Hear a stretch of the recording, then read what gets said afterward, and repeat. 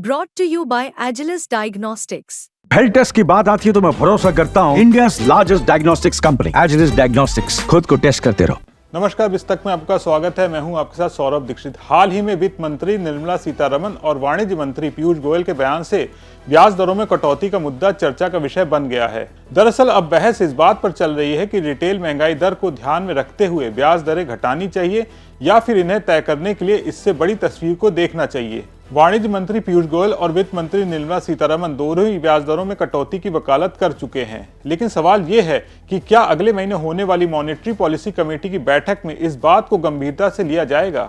साल 2023-24 के आर्थिक सर्वे में भी इस मुद्दे को उठाया गया था। सर्वे में कहा गया था कि रिटेल महंगाई दर में खाने पीने के सामान के साथ एनर्जी प्राइस शामिल होते हैं, जबकि ब्याज दर को तय करने का आधार केवल कोर महंगाई होना चाहिए। अमेरिका, यूरोप और जापान में भी ब्याज दरों को तय करते वक्त खाद्य और एनर्जी की कीमतों को अलग कर दिया जाता है।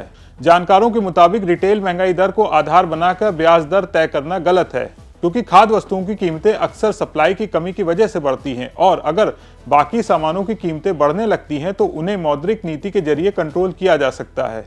इस बात को समर्थन करते हुए वित्त मंत्री निर्मला सीतारमण ने यह भी कहा था कि आलू, प्याज और टमाटर जैसे सामानों के दाम की वजह से रिटेल महंगाई दर बढ़ रही है। इन सामानों की कीमतें मौसमी वजहों से बढ़ती हैं, इसमें कोई स्थिरता नहीं होती। उन्होंने ये भी कहा कि दूसरी वस्तुओं की महंगाई दर पर नियंत्रण है।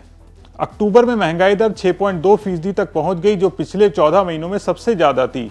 इस बढ़ी हुई महंगाई के बीच आरबीआई ब्याज दरों में कटौती से बचता है, क्योंकि इससे लोन सस्ता हो जाएगा और ज्यादा मांग से कीमतें बढ़ जाएंगी, जो महंगाई में इजाफा करेगा।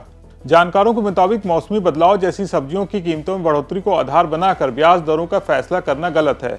भारत जैसे विकासशील देश में मौद्रिक नीति कमेटी का मुख्य मकसद आर्थिक विकास, रोजगार के मौके बढ़ाना और गरीबों के स्तर को बढ़ाना होना चाहिए। आप इस पूरे मामले में क्या सोचते हैं, कमेंट करके बताएं। अगर वीडियो अच्छा लगा हो तो इसे लाइक और शेयर करें और बने रहें बिस्तक के साथ।